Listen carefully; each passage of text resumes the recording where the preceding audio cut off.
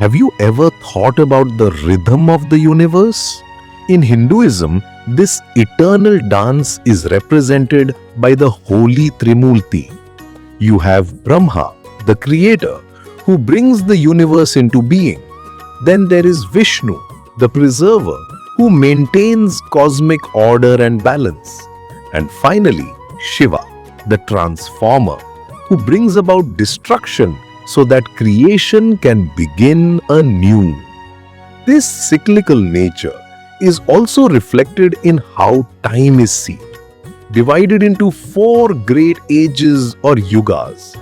First comes the Satya Yuga, a golden age of truth and perfection, where dharma or righteousness reigns supreme. After that is the Treta Yuga, where virtue begins to decline. This is the age we associate with Lord Rama. Next is the Dwapara Yuga, where goodness and evil are almost in equal measure, the era of Lord Krishna. And finally, we have the age we are in now, the Kali Yuga, an age of darkness and conflict where dharma is at its lowest. Now, in this grand cycle, whenever evil rises and threatens to overwhelm the world, the preserver, Lord Vishnu, steps in. He descends to earth in various forms known as avatars to restore dharma, protect the good, and destroy evil. There are 10 primary incarnations, famously known as the Dashavatara. These are Matsya, the fish, Kurma, the tortoise, Varaha, the boar, Narasimha, the man-lion, Vamana, the dwarf, Parshuram, the warrior with an axe, the ideal king, Rama, the divine statesman, Krishna. And this is where it gets interesting. The 9th avatar is sometimes considered Balarama and at other times the Buddha. The 10th and final avatar, Kalki, is yet to come, destined to appear at the end of the Kali Yuga. Let's go back to the very beginning, to the story of the first avatar, Matsya. It begins with a wise and devout king named Manu. One morning, as he was offering water by a river, a tiny fish swam into his cupped hands. The little fish spoke to him, pleading for protection.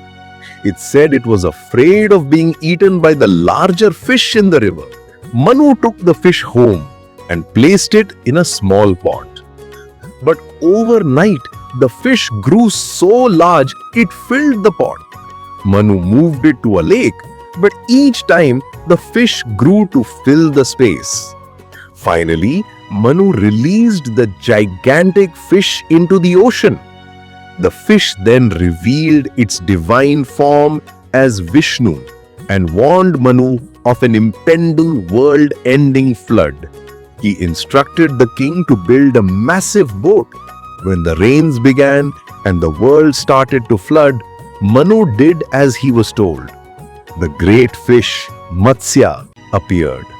Manu tied his boat to the horn on the fish's head, and Matsya pulled them through the raging waters, finally bringing them to rest on the highest peak of the northern mountains, ensuring that life could begin once more.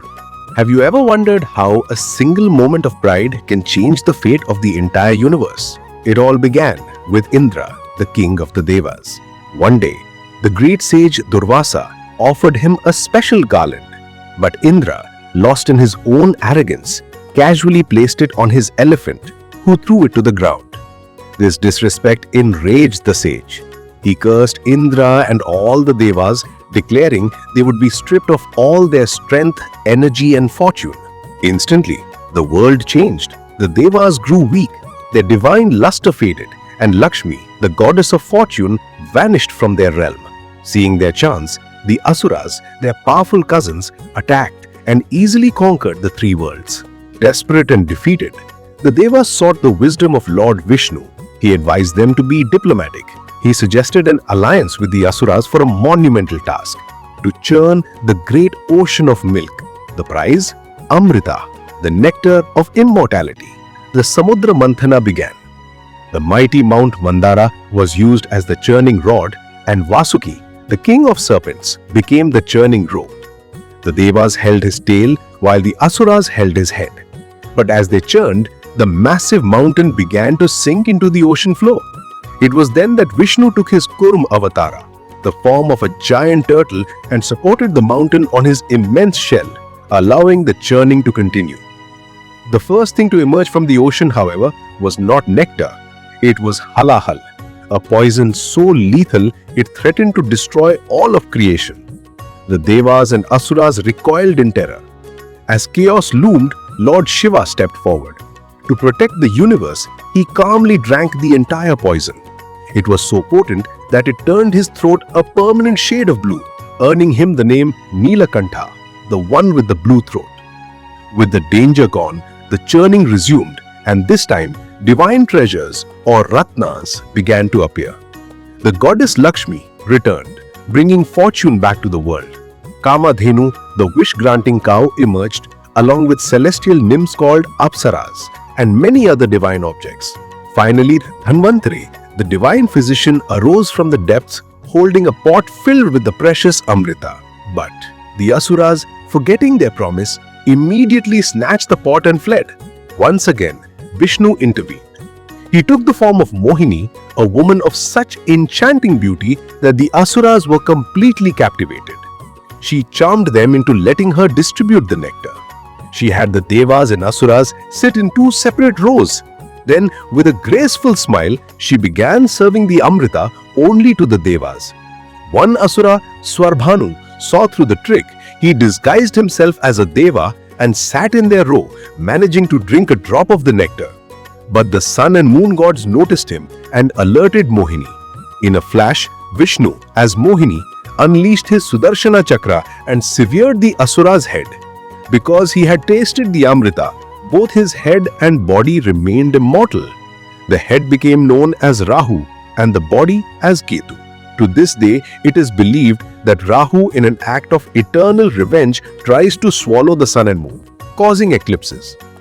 In the midst of this divine drama, a few drops of Amrita fell from the pot onto 4 places on earth: Haridwar, Prayag, Trimbak, and Ujjain.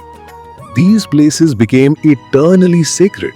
It is here that the great Kumbh Mela is celebrated, and it is believed that bathing in these holy waters during the festival can grant one moksha, liberation from the cycle of life and death. It's the story of Varaha, the third incarnation of the great preserver, Lord Vishnu, a powerful demon named Hiranyaksha.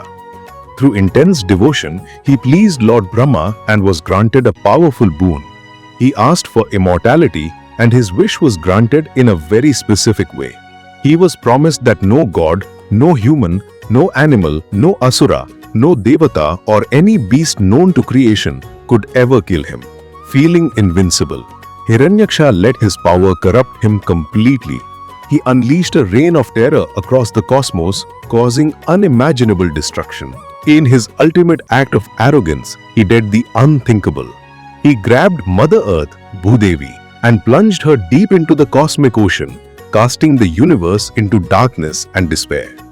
The terrified Devatas rushed to Lord Vishnu for help. He assumed the avatar of Varaha, a being with the head of a boar and the body of a man.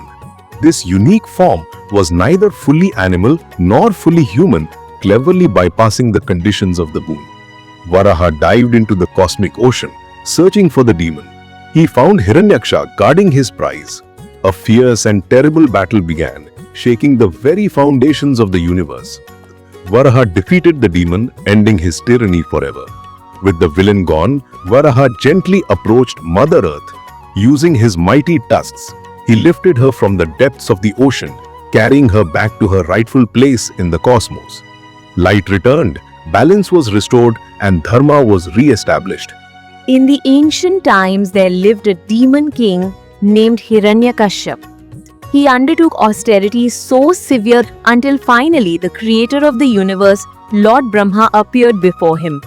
He asked that his death should not be brought about by any man or any animal. He should not die during the day nor at night. He should not be killed inside his home nor outside. He should not die on the ground nor in the sky. And finally, no weapon, whether living or non-living, should be able to harm him. Brahma, bound by the king's penance, granted him these wishes. He declared himself the supreme god of the universe. But there was one soul who dared to defy this command, his own son Prahlad. His heart filled with an unshakable devotion for Lord Vishnu. This sent Hiranyakashipu into a blind rage. Desperate and furious, Hiranyakashipu sought the help of his sister Holika. She possessed a magical shawl, a boon that made her immune to fire. Holika sat in the heart of the roaring flames, pulling the young Prahlad onto her lap. As the flames leapt higher, a powerful gust of wind swept through the fire. It lifted the magical shawl from Holika's shoulders and gently wrapped it around Prahlad. Holika was consumed by the very fire she thought she had mastered, while Prahlad walked out without a single burn. Unable to contain his rage, Hiranyakashipu raised his mighty mace and smashed it against the pillar. The pillar cracked and burst open with a deafening roar, and from within it emerged a form that was neither man nor beast. It had the torso of a man but the ferocious head and claws of a lion. This was Narsimha, a fierce avatar of Lord Vishnu. Narsimha seized the demon king. He dragged him to the threshold of the palace courtyard, a place that was neither inside nor outside. He did this at dusk, the twilight hour that was neither day nor night. He then placed Hiranyakashipu on his lap that was neither the earth nor the sky. And with his sharp, powerful claws, which were not weapons, he ended the tyrant's reign. Every single condition of the boon was meticulously honored, yet justice was delivered. This timeless story of faith's triumph over arrogance, what we celebrate as Holi. The bonfire, or Holika Dahan, lit the night before, symbolizes the burning away of evil. The day after Holika Dahan, we celebrate the festival of colors. On this day, people forget all their grievances and apply color to each other, embracing each other.